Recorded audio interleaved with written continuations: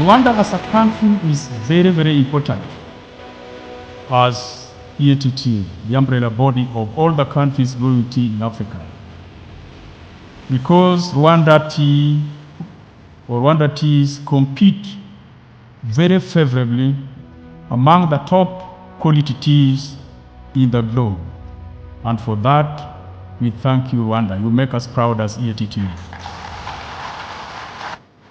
With the theme of harmony in a cup, promoting tea for people and for planet.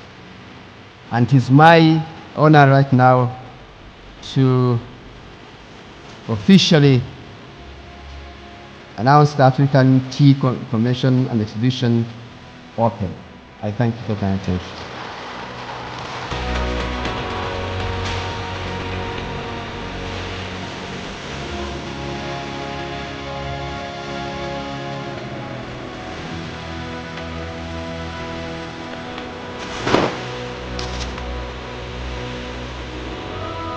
Storytelling is core to the business. So we shall continue telling the tea stories, the history, because without saying where we came from, we cannot know where we are going. And again, we have a lot of new people in the industry who require that history.